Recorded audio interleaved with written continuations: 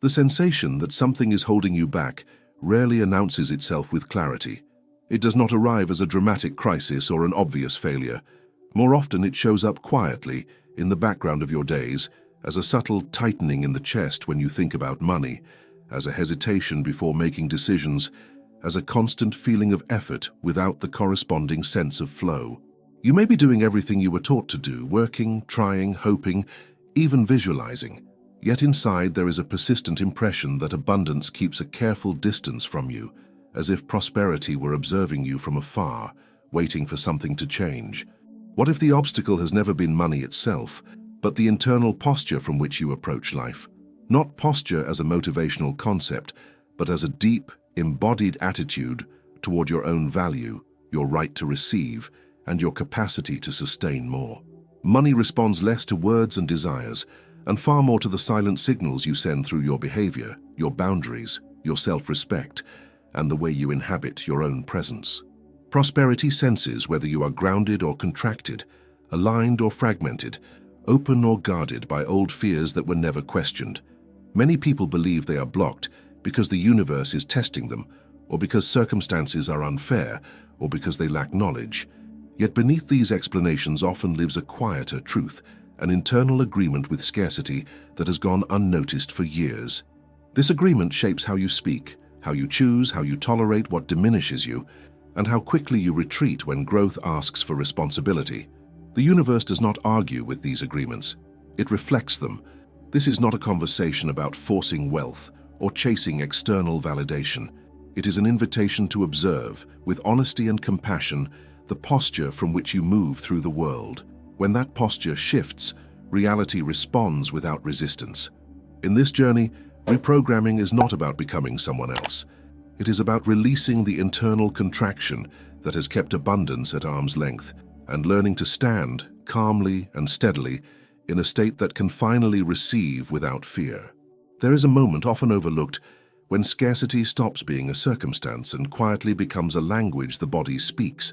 It is not only in the thoughts that pass through the mind, but in the way the shoulders subtly tighten when responsibility appears, in the breath that shortens when numbers are mentioned, in the instinctive urge to minimize oneself before being minimized by life. Over time, these small reactions assemble into a posture, an internal stance that communicates far more than any affirmation ever could. This posture becomes familiar, almost comforting, even when it limits growth, because familiarity often feels safer than expansion. Scarcity is not maintained by lack alone. It is sustained by repetition, the repeated choice to stay small when clarity would demand presence, the repeated decision to delay alignment in favor of comfort, the repeated internal dialogue that frames survival as wisdom and contraction as realism.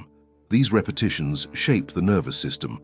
They teach the body what is expected from life and what life should expect in return.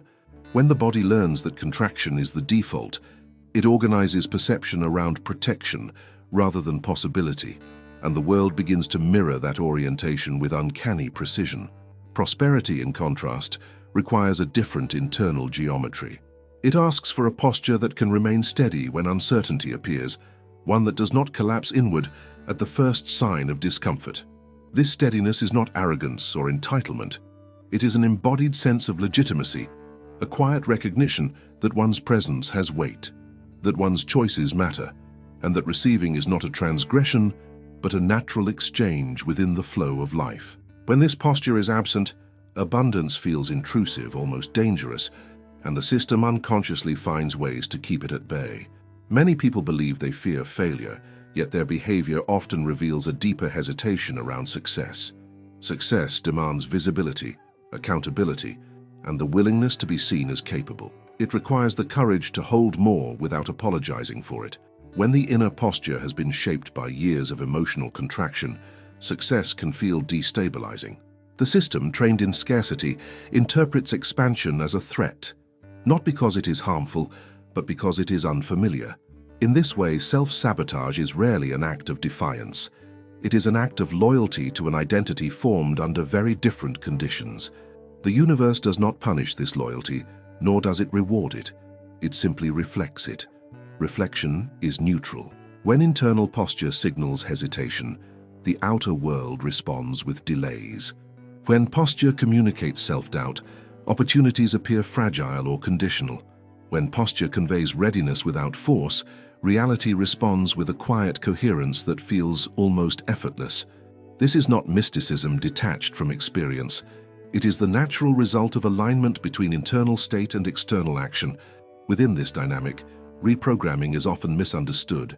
It is not about replacing negative thoughts with positive ones, nor about convincing oneself of worth through repetition.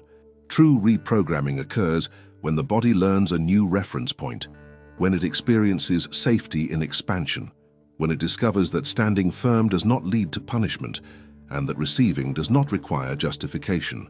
This learning does not happen through intellectual agreement. It happens through lived moments where a different posture is chosen and sustained long enough to be registered as real. The posture of prosperity is marked by an unhurried quality. It does not rush to prove itself, nor does it retreat when challenged. It moves with intention, aware of its direction without being rigid. From this posture, decisions are made with clarity rather than fear, and boundaries are expressed without aggression. This internal stance communicates stability, and stability is deeply attractive to both people and opportunities. It signals that energy invested here will not be wasted.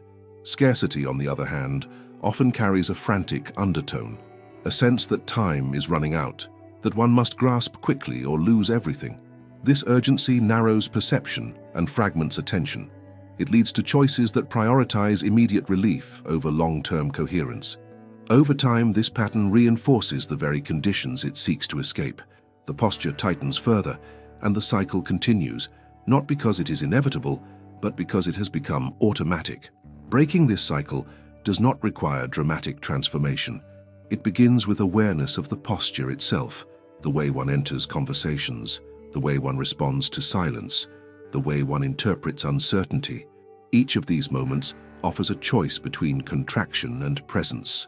When presence is chosen, even briefly, the system receives new information.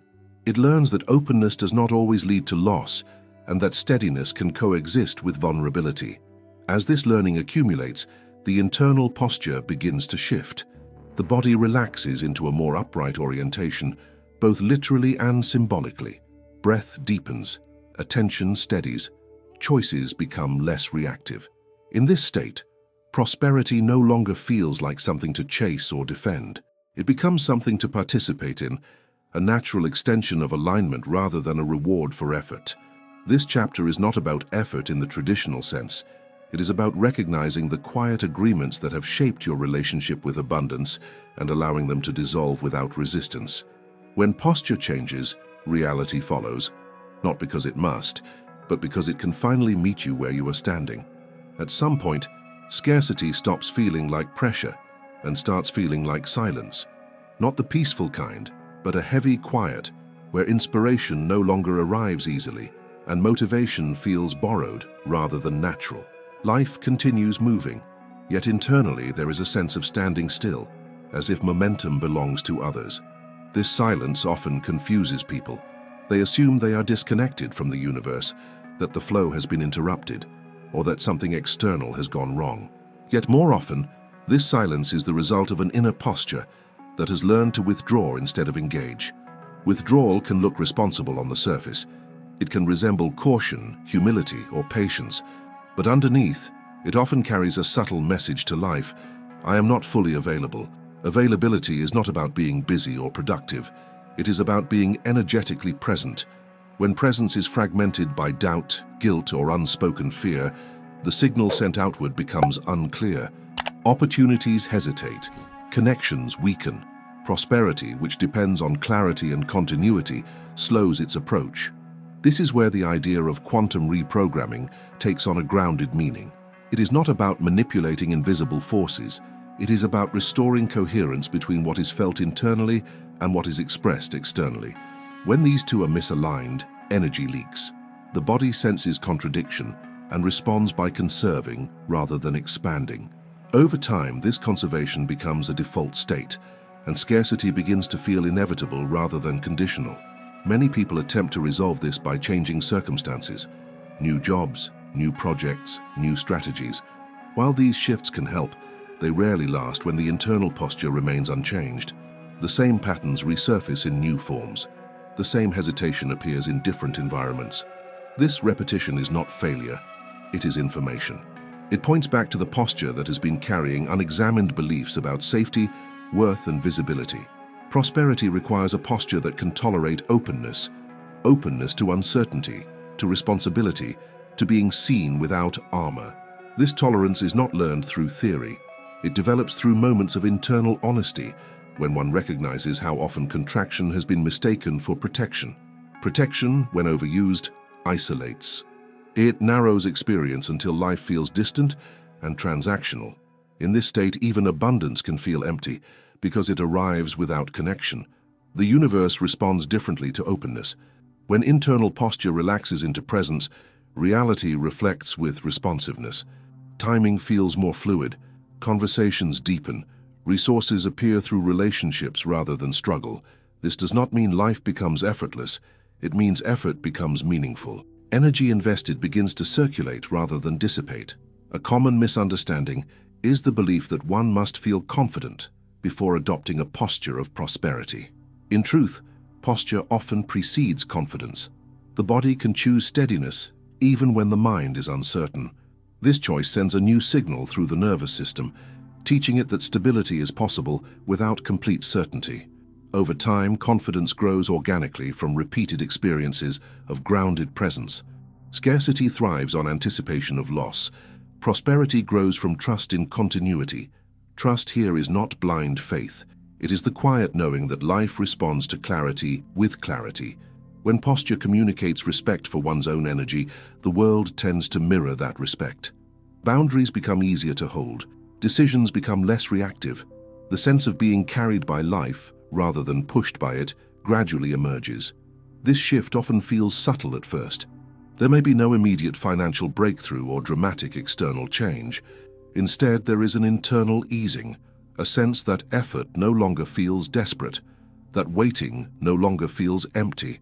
That movement arises from intention rather than pressure. These internal changes are not insignificant. They are the foundation upon which sustainable prosperity is built. Quantum reprogramming, in this sense, is a return to coherence. It is the alignment of thought, emotion, and bodily presence into a unified signal. When this signal is consistent, reality responds with consistency. When it is fragmented, reality reflects fragmentation. This relationship is not punitive, it is precise. As posture stabilizes, scarcity loses its grip not because it is fought, but because it is no longer fed. Attention shifts from avoidance to participation, from self-protection to self-respect, from waiting for permission to inhabiting presence. In this state, prosperity does not feel like an external achievement. It feels like a natural extension of being fully here. The silence that once felt heavy begins to change texture. It becomes spacious rather than dense. Creative impulses return, not as demands, but as invitations. The universe, which never stopped communicating, becomes audible again, not through signs or symbols, but through a renewed sense of alignment that makes action feel timely and grounded. This chapter is not about reaching a final state. It is about recognizing the posture that allows movement to resume. When inner stance shifts from contraction to coherence, the path forward does not need to be forced. It reveals itself, step by step, in rhythm with a life that finally feels ready to receive. There is a stage in this journey where the struggle is no longer obvious, yet something still feels unresolved. Scarcity is no longer loud, but it lingers like an old echo in the background of choices and expectations. At this point, many people believe they have already changed because they think differently, speak differently, and even envision a different future. And yet, when life asks for a deeper commitment, the body hesitates. This hesitation reveals that posture is not only mental or emotional, it is somatic. It lives in muscle memory, in breath patterns, in the way one occupies space. The body remembers what the mind has forgotten. Long before beliefs are articulated, the body has already learned how to respond to the world. It learned when it was safer to stay quiet, when it was better not to want too much, when visibility carried consequences. These lessons did not arrive as conscious decisions. They arrived as survival adaptations. Over time, they solidified into a posture that feels natural, even when it no longer serves the present moment. Prosperity challenges these embodied memories, not aggressively, but persistently. It introduces scenarios that require grounded presence rather than reflexive contraction, receiving more attention, managing greater responsibility, sustaining longer commitments, holding space for complexity. When the body is still organized around older threats, these situations trigger subtle withdrawal. The mind may rationalize the response, but the origin lies deeper in the nervous system's orientation towards safety. This is why lasting change often feels slower than expected. The body needs time to recalibrate. It needs repeated experiences of stability and expansion.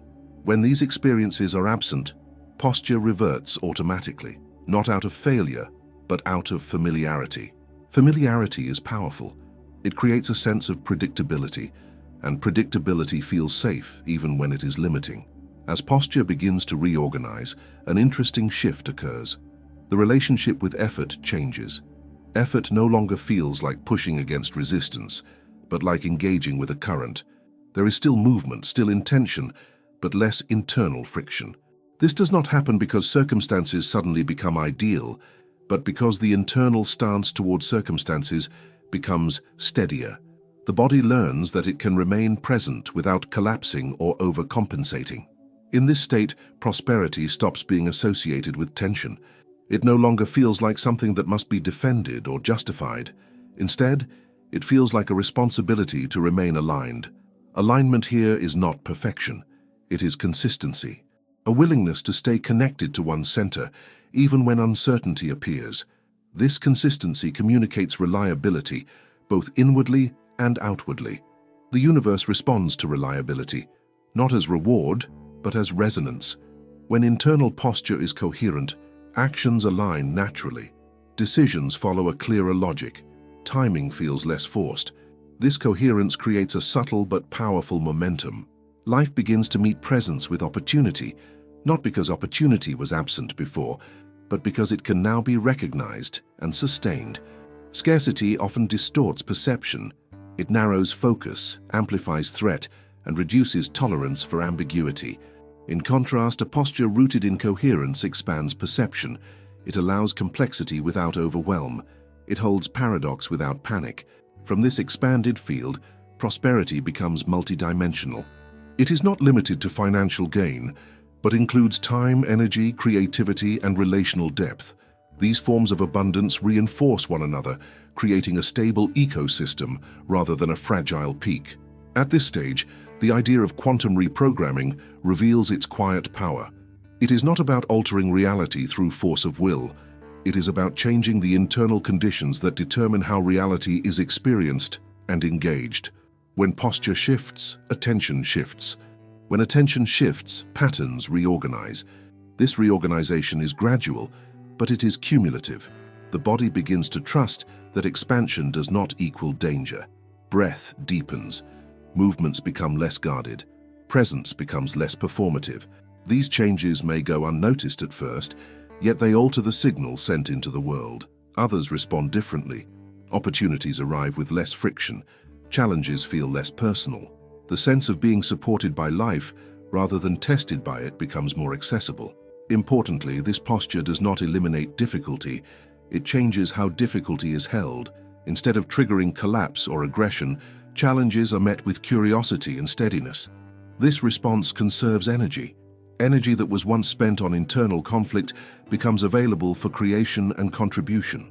Prosperity thrives in this environment because it depends on sustained engagement, not episodic bursts of effort. There is a quiet dignity in this posture. It does not seek validation. It does not announce transformation. It simply stands. From this standing, life unfolds differently. Scarcity loses its authority because it no longer defines identity. It becomes one experience among many, rather than the lens through which everything is filtered. As this chapter closes, the focus remains on the body's wisdom, on its capacity to learn new rhythms when given consistent signals of safety and presence. Prosperity, in this light, is not an external destination. It is a state of readiness, a readiness to meet life without shrinking, without rushing, without abandoning oneself. When that readiness is embodied, abundance does not need to be summoned. It recognizes you naturally, because you are finally standing where it can meet you.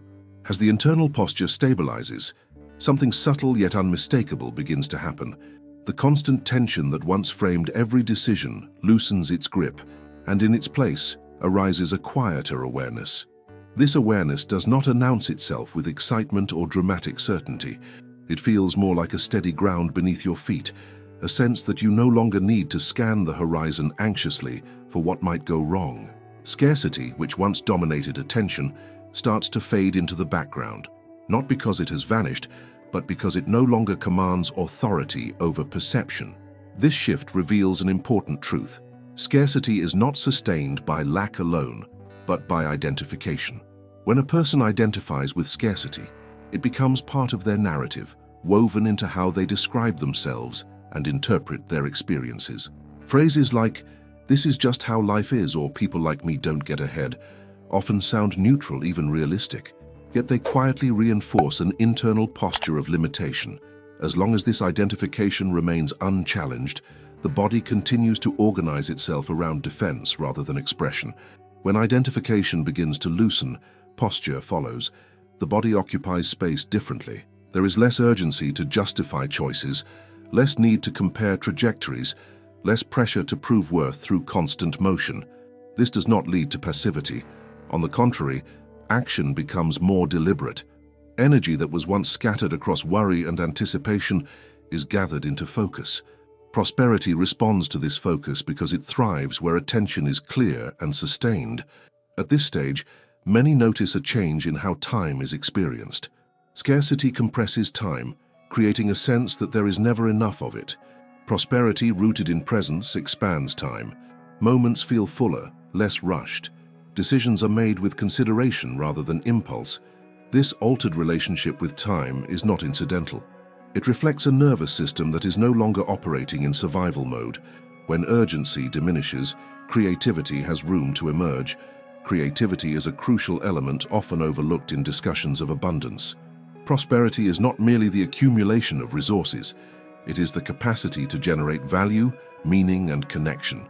Creativity flourishes when posture is open and grounded. It allows new ideas to surface, not as desperate solutions, but as natural expressions of alignment. In this way, prosperity becomes regenerative rather than extractive. It feeds itself through engagement rather than depletion. Another transformation becomes evident in relationships. Scarcity often distorts relational dynamics, introducing subtle competition, comparison, or withdrawal. When internal posture shifts, relationships recalibrate. Boundaries feel clearer. Communication becomes more direct without aggression. The need to be validated by others lessens, making room for genuine exchange. Prosperity, which often flows through networks and collaboration, responds favorably to this relational clarity. The universe reflects this clarity, not through grand gestures, but through coherence. Situations align more smoothly. Obstacles appear less chaotic, more navigable. This does not mean challenges disappear. It means they are encountered from a posture of steadiness rather than collapse. From this stance, problem-solving feels grounded. Solutions arise from presence rather than panic. It is important to recognize that this phase can feel deceptively ordinary. There may be no dramatic breakthrough to mark the transition. Instead, there is a gradual sense of being at home within oneself. This internal home becomes a reference point. When external circumstances fluctuate, posture remains anchored. This anchoring is what allows prosperity to be sustained rather than fleeting. Scarcity thrives on inconsistency. It feeds on cycles of hope and disappointment, effort and exhaustion. Prosperity grows in consistency, not rigid consistency, but rhythmic engagement. A rhythm that honors energy, rest, focus, and renewal. When posture aligns with this rhythm, life responds in kind. Opportunities arrive that match capacity. Growth unfolds at a pace that can be integrated rather than endured. Quantum reprogramming at this depth is less about change and more about remembering a state of coherence that existed before fear-shaped identity, remembering how it feels to stand without apology, remembering that receiving is part of the natural exchange of life, not a privilege reserved for a few. As this remembrance settles into the body, posture becomes effortless. From here, Prosperity no longer feels external. It is not something to chase or fear losing. It is an expression of alignment, a reflection of internal order meeting external flow. Money, opportunities, and resources respond to this order because they move toward clarity. They gather where coherence is present. As this chapter closes, the emphasis remains on subtlety. Transformation at this level is quiet but profound. It reshapes not only outcomes, but the experience of living itself. When posture is aligned, scarcity loses its narrative power. Prosperity becomes less about having more and more about being fully available to what life is already offering. In that availability, abundance finds a place to stay. Prosperity, when observed deeply, is never just a number or an external achievement. It is a state of internal coherence that gradually reshapes the way life responds to you. Throughout this journey, one truth becomes increasingly clear.